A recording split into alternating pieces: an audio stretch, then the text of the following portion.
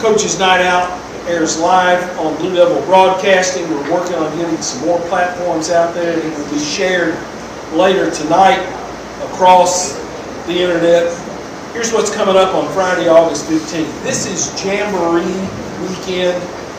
Lebanon goes to Independence at Thompson Station High School. Thompson Station, Independence High School. Watertown will take on York at the annual Smith County Jamboree in Carthage. Mount Juliet travels to Coffee County. Wilson Central will take on Smyrna. That's at Siegel. Friendship Christian will play White House. That's at Trousdale County High School in Hartsville. And on Saturday, Station Camp visits Green Hill. And on Saturday, August 16th at 9:15, Cumberland University has an inter-squad scrimmage at Oaks Lassiter Field.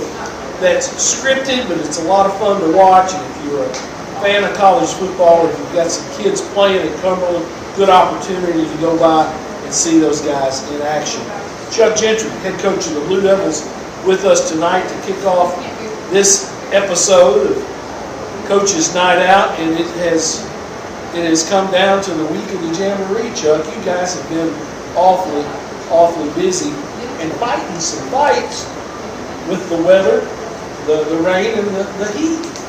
Yes, sir. The wettest July that we've had in the state of Tennessee. One of the hottest average weeks where it was over 90 for a few days, and then pop-up thunderstorms, and then us being back in school, the way we're set up, we have to go in the afternoons, and so we practice late a few nights, and now it's finally cooled off, and we're good. But hopefully the 16-hour days and the 22,000 steps a day are just about to come to the end, but that's part of it is what we signed up for. That's what makes it fall count. You got the indoor facility, but in a perfect world, you'd rather be outside with those guys, wouldn't you? Always. The indoor facility is nice. If it's thundering and lightning, you can't. But nothing beats being outside, and then if we're inside, that means half of us are in the conference, half of us are in the indoor, and so it's hard to get anything done. And of course, that You had a jamboree. You had a scrimmage last week at Lawson High School, the school that took place in Hillsborough in Nashville. Incredible complex, what I've been told. But defensively, you really didn't have what's the easiest way to put this? They ran single wing, and you're not going to see much single wing. You really couldn't prepare it and didn't waste time preparing for those guys. No, sir. We talked about it in warm-ups about 5 minutes before we started. I said, this is what we're doing, and just get to play their basic, defense, and said read the guards, read the wing, and the basic stuff. But they were snapping it to the Tennesseans had him as the 4th best athlete in Nashville.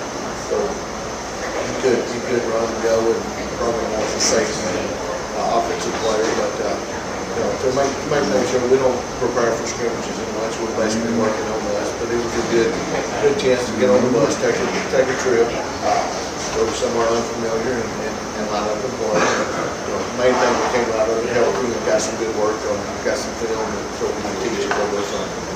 Offense, did you get much out of the scrimmage? Yeah, we did good. We made some mistakes, big passing, they're all over the state, and lots of growth, lots of teaching, learning moments, and again, this work, let's get out of it healthy and keep going.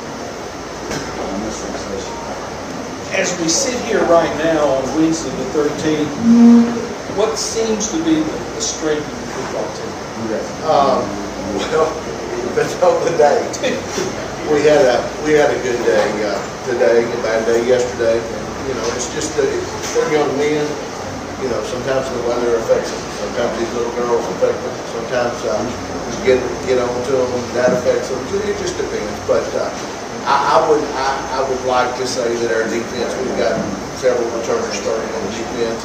Last year we decided to go young early, and there was some lumps and some growing pains with that, and we expected that, but hopefully those sophomores have become juniors and those juniors have become seniors, and hopefully that will show up, that we are a defensive led ball team.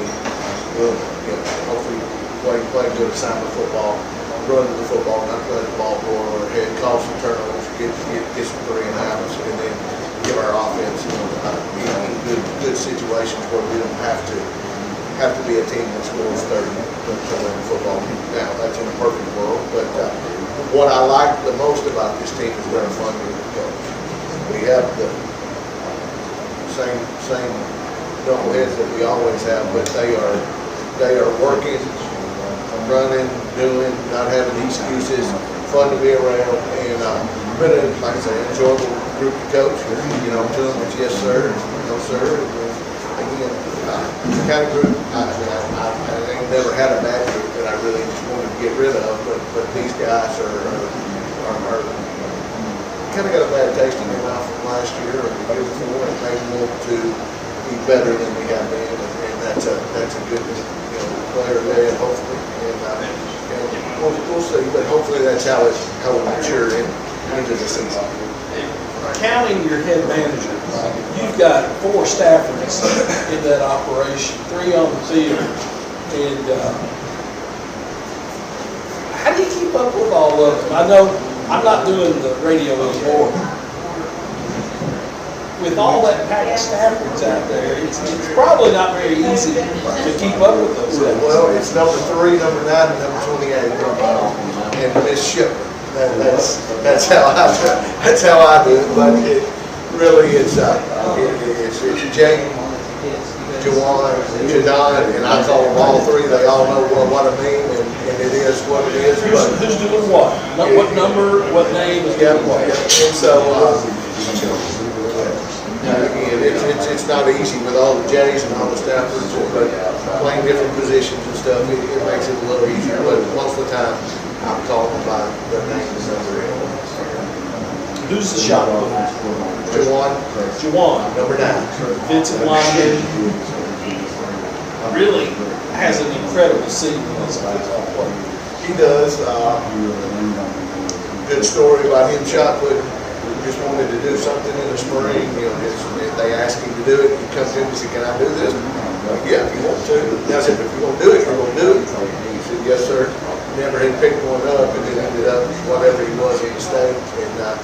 But he is the leader on our defense. He is probably the leader on our football team. Great young man, hard worker, and trying to get him to be that vocal that they all will follow, and hopefully that's something that he can fit those shoes, and it'll be a good recipe for him and us. But he is a very good football player, and give him some college looks, and we're hoping for him that all of this plays off one way or the other, and he's a square. Jalen said, 28. Again, a kid with a high ceiling who got in some spot play last year. He's kind of made himself at home in that defensive line, and the scrimmage you had at home, he was chasing all over the field. Well, he is a high-morning young man, comes from Lionel Stafford, so it's War 28. I don't know what number granddaddy wore, but I know he wore 40. I know he was one of mine. I know brothers and dad all wore 28, and he wanted to wear that. And, we talk about playing with the name on the front, representing the name on the back, and he is another one of our leaders. But those two, Jawan and Jaden, kind of go on what we call Jaden Jaybird, and he is a wiry young man that is relentless, and there's stuff going everywhere. And like you said, he's chasing the ball, playing 100 miles an hour, and him and Jadon, so the guy doesn't mess up. Him and Jawan feed off each other, and one makes the other way. Now, Jadon is a skill guy. Jadon, He's what you call your move man on offense and be in motion. Talk about him and how far he's come. Well, Jadon come to us last year and transferred and was really dynamic in the return game, kickoff returns and punt returns. And We started getting him the ball more at the end of last year, kind of settled in, and he is electric when he's got the ball in his hands, and we expect big things from him. He's probably tailback by trade, but Gian there, we don't want to have to split carries or any of that stuff, so we're going at mover and doing everything that he has adapted well, and we look for big numbers for him this year. You mentioned Gian, Zia, tailback, romping, stomping, physical tailback. Well, he has worked hard, also plays soccer. He ran the ball some as a freshman. Played linebacker and ran some as a sophomore. This year he'll be the workhorse. Get a majority of the local carries, but Friday night he made a run that the head coach from the other team gave him 5. Said that's a heck of a run, son. He is, like you said, he's a bowling ball. And the first scrimmage he had where he could have cut it up, and he would run over the safety trying to seek contact. And I'm like, I know you can run over me, but you didn't. Let's get all the time to not score. He said, I just wanted everybody else out here to know I can run over people. But great young man, good to be around.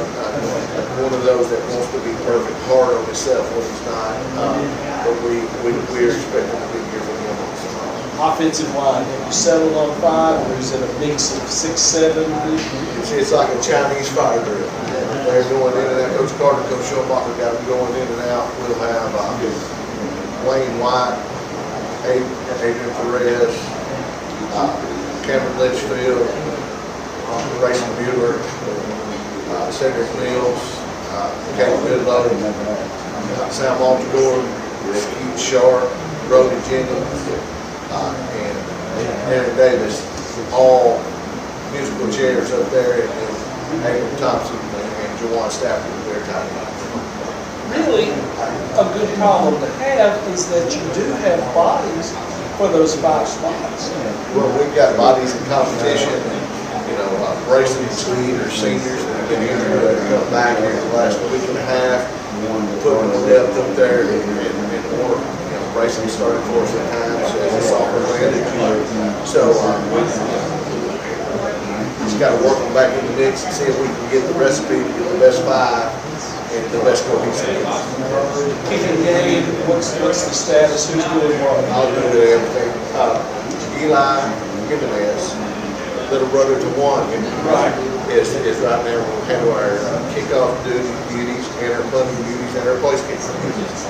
However, we've got 3 or 4 guys. They all can kick and they all can punt. But we've got a few that are working. Carter, Big, Gian, our punt. Yeah, we got sophomore.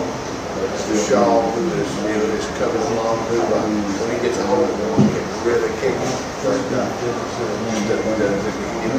his first real live stuff, and then we got a freshman, Caleb Kumar, who stepped in there Friday night with his first kickoff with his hands on. So never know how the clock's when we turn from on that really, but hoping that we can get better in the kicking game as we go. Hoping that we'll be turn on the lights and get some experience. But Eli has done a good job for us being steady. He can handle all of it. We'd like to take a little of that off of him. But it's his to win or lose, keep it however you want to say it as we go. When you go to Thompson Station, the Independence, for the Jamboree, is it on scrimmage, dressed out? Are there more teams involved in this thing? What's Just us, Friday night, 6:30. We'll start with our varsity. They're wearing their practice uniform, so we're going to wear our practice stuff. They're wearing white, we're going to wear blue. And then, except the quarterback. Except my quarterback, he'll be in white, and we'll try to keep him clean another week. And then be quick whistle on a lot of the stuff. And special teams, we'll just run through it. And then it'll be 2 quarters of varsity football, real football. And we'll play 1 towards the half, 2 maybe. And then the second second part of it will be a 20-minute run the clock where we'll kind of Chinese fire drill, get everybody in and out and really quick and get through that with their JVs. And then our freshmen will have a 30-minute running clock and try to do that. But 55 freshmen, and keep adding it, maybe up to 58, 59. We'll trying to get all those guys in and they're supposed to play on Monday at Warrenville with their freshmen. Okay. And so it'll be we won't get a lot of snaps, but try to get a little time for everybody under the lights and on the turf just to get a feel of what it's like. Well, if they get on that bus, you want to get them on the field against somebody else. Yes, and that's the thing. We try to get them and let everybody get a little shot. Sometimes we don't always have it, but we go at each other. We had a 15-minute competition period today where it's one's over one's best on best. Bodies flying around doing the best that we can do, trying to learn how to practice and compete without going out there and killing each other. Just a free for all. But it was a really good period. Really good for both sides of the ball. And we know what our results are. Yeah, for the most part. It's those guys that are pressing. Are they a two, or are they a guy that we can't put in the game on Friday night, or are they a guy that we can put in the game on Friday night? Do they know what's going on? Can they get out there and line up and make the calls and the checks and the things that we have to do to play football?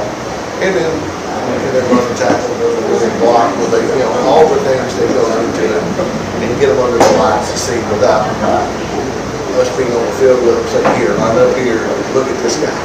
And sometimes bad things that happen because you have to find out what happens. And sometimes you find a football player, that he's doing a little better than we know. Well, and JV's a good place to find some guys for that, and they got to get work somehow. And that's one of the things that has changed, Tommy, in football as I know it. Everybody used to want to go play the JV games. They were fun. Let's go play, no pressure, let's go play. Now it's, I'm a JV guy. And that's a stigma that we're trying to break. No, you're a JV guy. That's what you get to go play. That's what you play this game for. You get to go play, and let's go play JV and go. And I get it. It's hard to go play JV and go, get back up, go to school the next day and practice, be a scout team guy, but that's the fun part. That's the fun. There's no pressure. It's okay to do that. I'll tell them all the time, I'm not trying to win a JV game. I'm trying to see things for the future. The score doesn't matter. And a lot of people don't see it that way, but that's the way we do it. Chuck, thanks for the visit as always. I know you kind of rushed to get up here. We appreciate it. Have a good trip going to Thompson Station. What is it, 3 buses you'll have, 2? 3 buses, about 135 guns on there, a couple managers, 8 to 10 coaches. There's military operations out there. Well, I said this Sunday, getting everybody dressed, loaded, fed, on the bus, and taking off, getting them there, getting them all on the field, off the field, getting them back on the bus, getting them back, getting them out of there, and everybody coming home and locking the place up on Friday night. If I can do all that successfully, winning and losing will take care of itself. Chuck, again, thanks for the visit. We appreciate it. Chuck Gentry, head coach of the Blue Devils. We'll be back with more after this. Thank you, sir.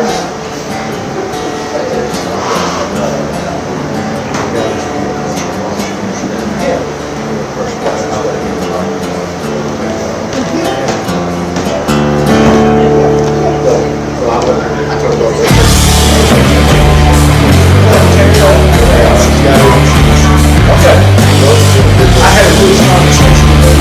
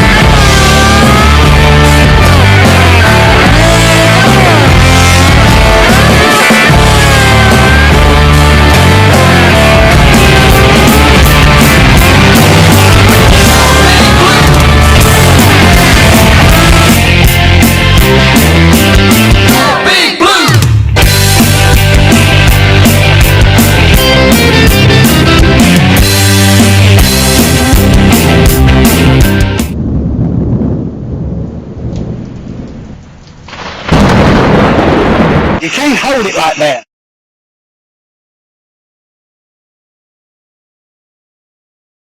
Here you go. Our second segment of Coach's Night Out, Tim Mathis, head coach at Cumberland University with me. Let me run down just a couple of things. Jamboree action, Lebanon and Independence on Friday. Watertown versus York Institute, that's Smith County and Carthage. Mount Juliet and Coffee County. Wilson Central versus Smyrna and Siegel. Friendship versus White House, that'll be in Trousdale County. On Saturday, Station Camp at Green Hill. They got a full day of activities that start around 3 o'clock. The actual scrimmage will go at 7. And then on Saturday, 9:15 a.m., Cumberland Inter-Squad scrimmage. Tim, are you able to get a lot out? I know you've had one scrimmage, you got another one planned. You script those fairly heavily, don't you? We definitely did this past Saturday. It was more script than anything. This Saturday will be more, offense, defense call is kind of off. Because this past Saturday we just did 6 plays, rotate groups.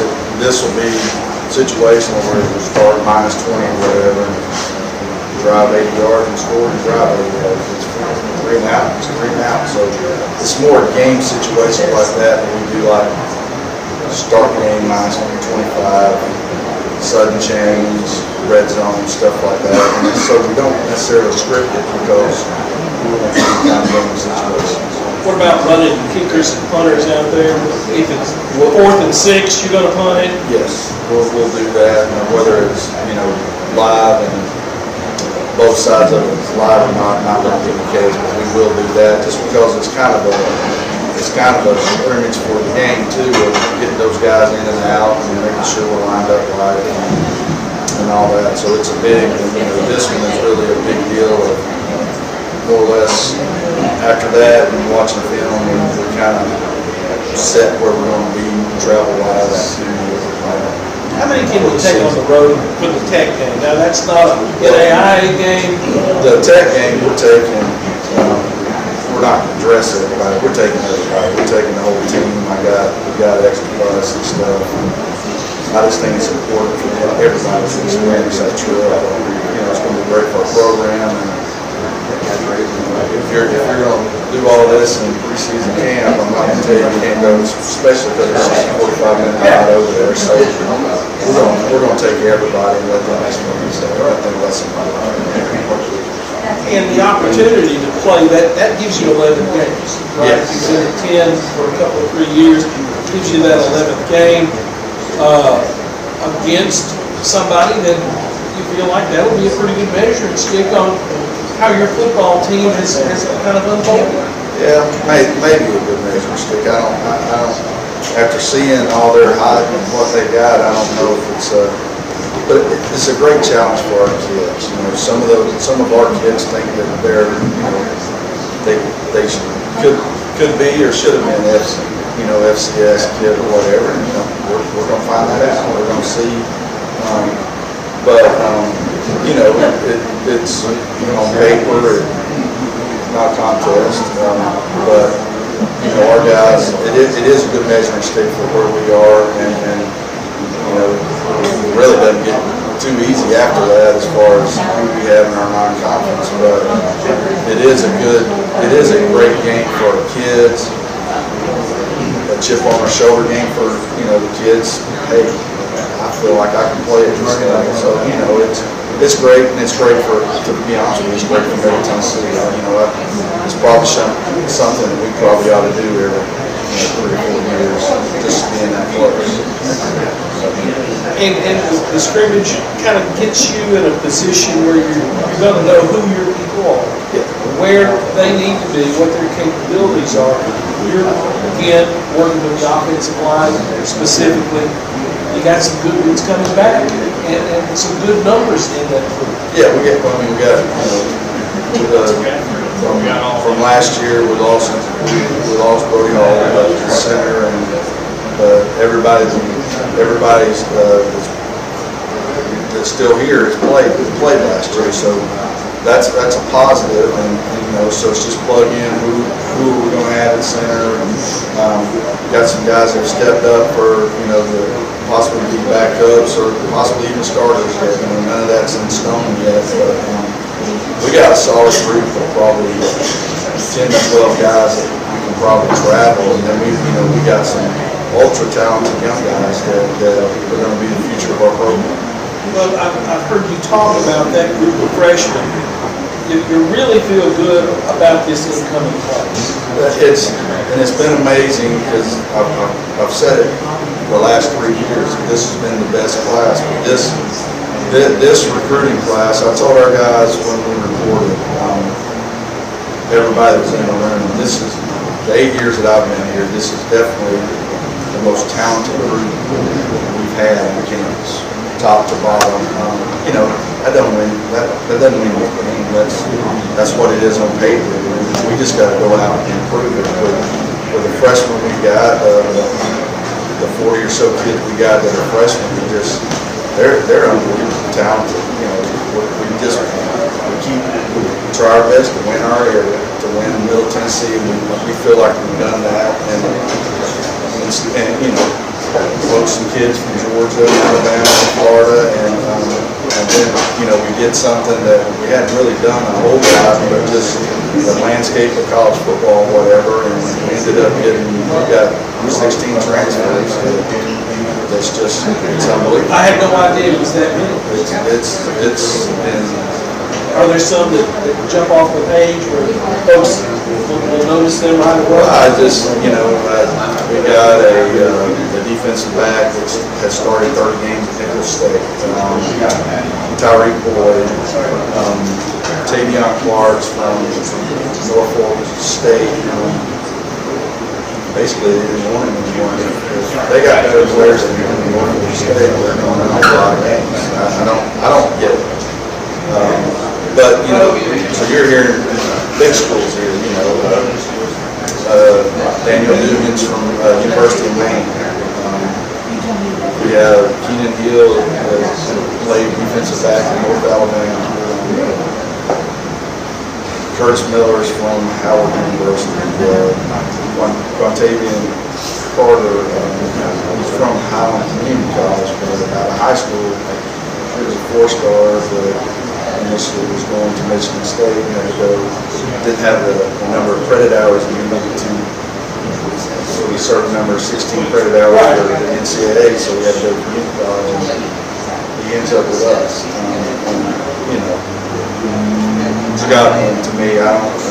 How have they integrated into the group? Because sometimes you guys, that's always, it can be rough. especially me, it's just because I'm a big relationship guy, and have always kind of shied away from that just because, you know, you don't want to, first of all, you don't want to upset with the apple cart. Yeah. And then you want, what I think we did an amazing job is our defensive coaches did an amazing job of recruiting character kids, of those recruits, of getting character kids to come here, because what I've seen personally, and it's not, I mean, it might happen in a lot of places, but a lot of times, a lot of transfer come in, and it's about me. It's about, you know, I'm this, I'm that. me getting my chance to go out and do. I'm not worried about anybody else, but these guys are all old, you know, they're all older guys, junior, senior guys. You know, they're pulling. Obviously, I'm with the offensive line. We're doing one-on-one pass rush with the defensive guys. So the defensive lineman guys we got, they're pulling the freshman guys in and helping them work on moves. You don't see that very much. So it kind of tells you what kind of kids we got. They just plopped right in like they've been there 3 or 4 years, which has been unbelievable for us, because that's always your biggest fear is, you know, 7-3, we have a decent team. Most of them are coming back. How do you assimilate that and not splinter everybody? And I think it's happening. And it's all about, you know, what you're preaching every day, what you're talking about, and, you know, we just stress it every day that we don't love each other and be like a family. And it's just, it happens. They've done it. Well, and I have seen it kind of a parallel in baseball, where Coach Hunt through the years would bring in some guys who had been other places. Right. And they finally found a home. Right. Someplace they can call their own, and you have to run them out of there. Right. They wind up loving the Well, place. that's the thing, and because a lot of these guys, part of the reason they came here, and one of the things that we sold them is, it's not going to be all the noise stuff. You just come here and play. And a lot of them haven't had that chance. It's always something else, or that's the way it is. It's some of the big time football places. It's what have you done for the last 2 minutes, and that's tough on 18 and 22 years old. That's not, put yourself in that situation if you're 18 or 22 years old, you can handle that. A lot of them can't. It's, but that freedom that's lifted off of them, you just go play and not have to worry about all the other crap that goes on. I think it's been life changing. I'm sure that's what happened a lot of times with Coach Atkinson. It's just, like you said, this is just home, and I'm getting a chance to just play ball and build relationships. And I think when you do that, they tend not to go. That's the thing. You look at it, okay, maybe they'll have a good year or a good 2 years, but 10 or 15 years down the road, those guys have developed a love for Cumberland. Right. And that's going to, it's like that ripple effect. It goes everywhere. Right, it does. And that's, I think that's going to happen too. And that's why I'm looking forward to this season. Tennessee Tech will be a challenge, but I'm really looking forward to all of our guys getting into the NAI contest, because I think we have a chance to really be a special team. Corneo, your feature back, I call them tailbacks. What a year that guy had last year. There's a stable of running backs. Corneo's, he's a number one, but you got some other guys that will carry the man. I don't know what's in the water that I drink or whatever. We've always just been able to find. He's not the only one. We got 3 or 4 guys that just plug in, and we were like that last year. It's a good thing to have, and I think we'll be good at that spot. Of course, I've always thought that if we get them locked up right, we're going to be really successful in that. And that, I feel that way. Losing this past year is Luke Holloway, quarterback. Everybody's thinking how in the world we're going to play. In a way, I'm not worried about it. I think we have probably 4 guys that can do it. Now, one of them needs to take it, and we're having a great competition for that. But it doesn't really worry me about it, because I think we got some guys in there. Defensively, there has been some changes in the coaching staff, in the alignment. You've been an even front football team. Now you're going to be an odd front team. Who's your DC? Who are some people on that side of the ball coach? We brought in, his name's Patrick Miller. We brought in Coach Miller so last year he was at Western Kentucky as an analyst, and how he got to that point, he was at Campbell University, was one of the youngest defense coordinators in the country, and their coach retired, and they were all on a multi-year contract, so he just went, basically Campbell paid him to go to but stayed in it, and they got him in Western Kentucky. He did a great job there, working with linebackers and stuff, but he is, and the ball energy, he's a great coach. Boy, he's super sharp, positive. I know I've talked to you about it sometimes. We had him in spring. Felt like I was blocking 13, 14 guys sometimes. It'll be a different type defense because the pressures that he dials up and stuff, but it's exciting, and he's an exciting young coach, and him with Coach Sheridan we have back as a linebacker coach, did a great job last year. Coach Downing's our D-line coach. He's been, the last 3 or 4 years, he does, I can't remember what you call it, development stuff with the NFL. So he's been with the Steelers here in their OTAs the last 3 or 4 years. He does that. He does a tremendous job with our D-line. And then we have Jaden Joe, that played linebacker for us. Is going to be our GA over there. And then we have one of our other coaches, DeAndre Caldwell, who was a defensive back for us last year. Is going to be one assistant DB coach for us this coming year. So, you know, it's really exciting for them, and the kids have taken, I mean, that's the thing, they've taken this defense. In a lot of ways, it's similar to what we were doing. It's just lined up a little, some more and some odd fronts. We do get an even front a whole bunch too, but you know, the kids are real excited about it. One of the things I'm excited about too is we're getting back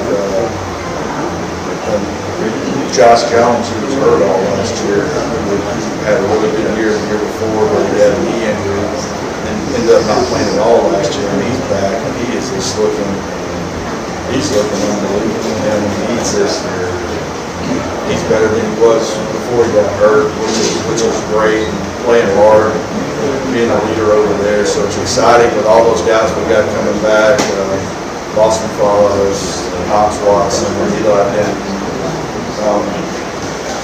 All those guys we got coming back is over there. Lance Matthews. We're excited. We got a lot of those guys coming back too. And then you sprinkle all these guys. Some freshmen, you know, there's going to be 2 or 3 freshmen that are going to play. They don't want to play anyway, but it's always going to happen. And we're excited. Season tickets have been kind of pushed a little bit. I've seen some social medias post about that season ticket package. You got a good package of home games, and folks can go ahead and lock in and get those season tickets and go ahead and start making plans for those Saturdays in Nashville. A couple of night games, right? Couple night games. We'll play. So after the Tennessee Tech, our first home game against Ryan Hoyt at night. Then the next week, that game against Ave Maria is at 9-2. They let me play all of them. If we play homecoming tonight, I would. I don't understand why they can't do that. But they don't like to do that. But I think that would be a fantastic thing to do. I'd rather play them all night. Just something about playing under the lights. It definitely helps. 1st of September. Oh gosh, yeah. To play at night and all, but that's going to be exciting. You know, like I said, the pre-conference schedules, obviously the conference schedule is no joke. But playing Reinhardt, Ave Maria, Pikeville, and Florida Memorial is not easy. Pikeville is. Where's that going to be? It's away this year. Enjoy yourself. You don't want to go back there. You don't want to go through 4 states to get to Kentucky. No, I've done my time going into Pikeville. There's a guy in Lebanon who is from Pikeville. He got home one time. I said, "Look, you're living here now. What does that tell you? You got to get away from Pikeville." If you're interested in season tickets, you can go to the Cumberland website, GoCumberlandAthletics.com.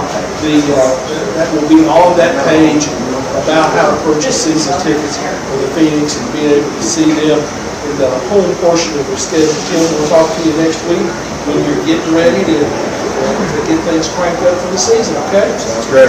Tim Mathis, head coach at Cumberland.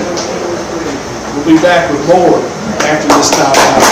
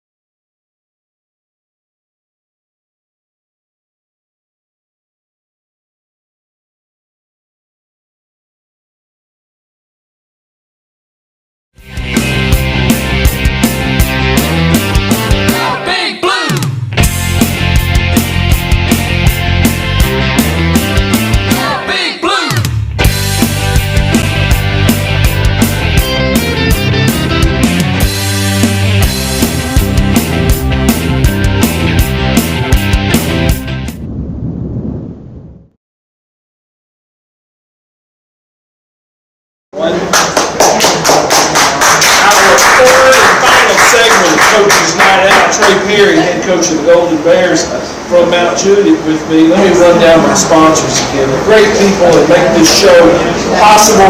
They help pay for my Christmas for the family. Advantage Roofing Contractors, LLC, Shop Springs Creamery, the Salas Realty Group, PHW Insurance Services, LLC, Cumberland University Athletics, DT McCall and Sons, Lebanon Carthage, LaFayette, Franklin, and Cookville Home of free delivery. The Bears are going to travel to Manchester to play Coffee County in a scrimmage situation. Now they play at the old junior high, but that's a really nice older concrete stadium with probably the second best jumbotron I've ever seen, yours being the best one.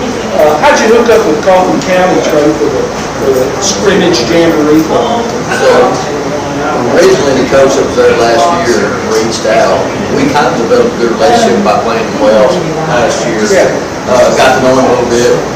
I like for this scrimmage, I like what they would give us from a physicality standpoint. And they put a tough out, in several of the last 6A playoffs.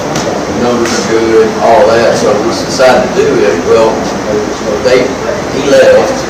And luckily, the guy that they ended up hiring an interim, he just immediately emailed me and said, "You want to keep the date?" And I was like, "Yeah, I really like, the idea of doing it anyway." So he did. We kept it, and we're not taking our. We'll take a few. We'll get to that in a minute, but we're not taking our freshmen.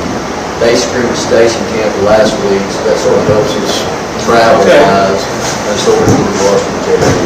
Now, as we talked a little bit earlier, you're going to do 3 10-minute periods with the varsity, and then everybody else is going to get some work in a running clock situation. Yeah, fourth quarter, we're going to do it that way. We do specials, and the best part about that is our first 2 scrimmages have been great because they've been scripted scrimmages, situational football, and a lot of times you say, well, necessarily we don't prepare for a scrimmage. We feel like those scripted ones are good because you can prepare for situations. Well, and you yourself are working on you. Right. So, it might be a third long, backed up, red zone area deal. And Harrisonville and Parsons obviously are a really good competition, but you want the one that has alerts for your special teams, and because that's probably not the situation too, which we've done it in practice, but it's not the same. Right. And even though they might not be totally live, 11 on, 11 off, you're counting the little things, make sure those details are right for week 1. Still practicing in the mornings. That has kind of been a trademark with you guys, and it is something that is just part of the operation. It may be different for other folks, but it's something that the fans have adopted, and it really feel good about it. We love it, and honestly, I say this all the time, but I mean it, like I don't think our kids would change it if they buy, ask them. A lot of it to work second shift jobs. Homework seems to be a better thing when it's not done at 8 or 9 o'clock at night. Some studies show that if you come off a good sleep, breakfast, your concussion tends to go down because, what do you do all day long in school? Sit there and think and learn and open and engage your brain. And some of those studies have kind of proven that can be a thing. So if it's a chance that it's better, that even aids that. And the biggest thing this time of year is storms in the afternoon are completely unpredictable, like we saw in the last 24 hours. Not so much in the morning, and then we don't get dinged on heat. And as we finish a lot of our 11-11 stuff, it's pretty comparable to what you would see at 7:15 p.m. So I think we're hitting checking most of our boxes there. It's been good for us. I have found that sometimes young football players want to take care of themselves and won't get that meal every day. They gotta eat before they get there. They got to. Generally speaking, before you even go down the checklist, Johnny is not feeling well, right? Obviously, you got to protect the head. But a lot of that, when you can really get into it, maybe they didn't make contact. So the first question usually our trainer asks is, did you have breakfast? And did you hydrate? And if they answer both those questions are no, we're still going to check the protocol, make sure it's not concussion, but a lot of times it's dehydration. And I just tell them, like, of course, I played, we didn't know that as much back then, but if I had that to do over, I certainly would do it. I think about the one I just dropped off on the mountain last night at Swanee, my son, and he took that to heart. From his sophomore to senior year, he took that to heart, and I think it made a lot of difference. So it's not just, I'm trying to avoid not being on the field. It's optimum, we call it prehab. Like, what can I do for my body to make me feel, at my best, and then I perform. You've got the indoor facility. I know you did a world of work out of that. Are you able, when does the weightlifting come in for your guys? Because your weights are in that indoor facility, you practice in the mornings. Talk about that. How you get that day one? So we married into our strength conditioning class, and we're very fortunate to have the bulk of our team in that first block class. So when we finish padded practice, usually in that 8:20 range, we'll come in and lift. Usually we lift Monday, Wednesday, Thursday, and then do sort of a game day workout. Tuesdays is a little short recovery thing, and so we lengthen our film time because we do the most contact on Tuesdays. But Kurt's Ross, incredible, and a lot of what we're doing right now, we don't believe in the word maintenance. I think you can continue to get stronger, but you might just be focusing on a little bit different muscle groups than you might be in the off-season. And so again, the prehab work comes in, like, how much can I do to protect my body? And then even before practice, which you gotta get up early for this part, but if we're injured, we come in and we get treated. That's part of the deal. And I think our guys, if we, this fall camp's been like all the other ones. People get cleaned up, but I think they've been really responsible about that this year. I think it's made a difference in them getting back. I asked Chuck this, is it, as you sit here right now, is there something you perceive as a strength for this football team? It's not experience. Right. And I don't, You have a lot. 20. Yeah. 20 out of 22. But let me say this. I heard Chuck say it earlier. I think that might bring some hope to the listeners out there. This has been one of the most fun years I've had as a coach. Because we are young. And the expectations, are still high. Our standards are standard. They've made a ton of progress, and I think that's what's been the coolest part, is just seeing that light bulb go off. And I think it's also, this has been sort of a trademark of our program over the years too. If you're good enough to play, I don't care what class. You have played like that. And we will, again, I can confirm that right now. And so we're obviously super pumped about that class, but in order to play youth, you gotta have some seniors that understand their role, and they have been awesome. Obviously we have some seniors playing major roles on the field. Some of them are playing leadership roles by giving these young guys the best look they can or mentoring them. I don't have a lot bad to say. I mean, it's been fun to coach this group so far. Now, remind me of that in maybe the second quarter of the game. We have talked in the past, there have been years where you were really solid about platooning. This guy's an offensive player, this guy's a defensive player. There have been years where you have kind of merged those and said, we got to get this guy on the field all the time or as much as he physically can. What's going to be the look for your team, offense, defense? Who's going to be doing what? So I didn't really answer your last question now that I think about it, so I kind of answered those two things together, is that our depth might be the strength of our team. But it's a weird way to get to that. Like, and honestly, I didn't predict it at all. As we went through the off season, when 20 people that graduated, 33 total seniors graduate that played and had significant playing time, everybody left thinks they got a chance, because they do, and so a lot of competitions, and what iron sharpens iron and all the cliches mean, but we saw that flesh itself out, and now I think we have, again, we've learned it because we've been dinged up, and it's not just, so we're platooning most everybody. Okay. But it's not just the platooning of offense, defense, but it's like, this guy's only playing defense, but he's cross-training safety and linebacker, he's cross-training defensive end. And I mean, we've got a couple linebackers dinged up, they will be back and fine, and I'm not worried about the level of play that they'll produce at, but and our first two scrimmages, Hendersonville Parks, were both really good. Difficult offenses as far as schematically to read. We do that on purpose. We started strong safety and defensive end linebacker and played great. Now, when they get to go back to their primary roles, how much better will it be for them from a communication standpoint, down or back or side to side? I think that helps. Kicking game has always been a strength of Mount Juliet. Talk about who's going to be handling what roles. Tate Mervins is, we talked to him a lot last year. He kind of jumped on the scene, which was surprising because Daniel, was coming off the Mr. Football candidacy his junior year, and they shared time. That was one of the coolest experiences I've been a part of. But it's Tate's show now. He is mentoring a really good sophomore kicker, which will be, he'll get his experience at JV kind of like it should be. But Tate's been awesome. He's done the camps. He's been put under fire. And even in the preseason, we've had 2 live sessions against the teams with extra field goals. I think he's been great. Time is good. Parker Warnock is our long snapper.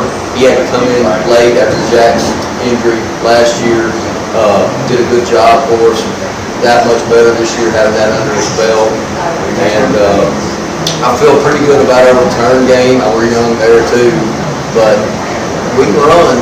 I like the idea of being able to do that. You mentioned taking Kai up on the hill to the University of the South, playing for a guy I've known 40 years, Andy McCullough. It had to be tough. I know when we took ours, oldest to Rome State and dropped him off for baseball, it was awfully quiet driving back for about 45 miles. How was that for you, for the Perry family, dropping one off? I'll talk to mom and dads out there now. It was exciting, terrifying, sad, everything. And I didn't expect it. A lot of it was about preparation, and then we get there, and honestly, we didn't even get there. I've had a rough time for a few weeks. But I feel like he's ready, and I think as a parent that there's some solace in that fact. He has a great roommate, he's got a great setup. You said it, Coach Mackey is incredible. We could not be more tickled with the situation that he's in there. And we're an academic right too. I said, tell me you're going to Swanee without telling me you're going to Swanee. One of his classes is elementary Russian. So I'm excited to hear about that transition, language-wise, maybe in the wintertime. Coaching your own son, you kind of inherited that because Roger coached you. Looking back, did that experience make you a better football coach? 100%. And I feel like a lot of, I was a very guy, but I always felt like, my dad said this to me a long time ago, as you mentioned, he was my head coach.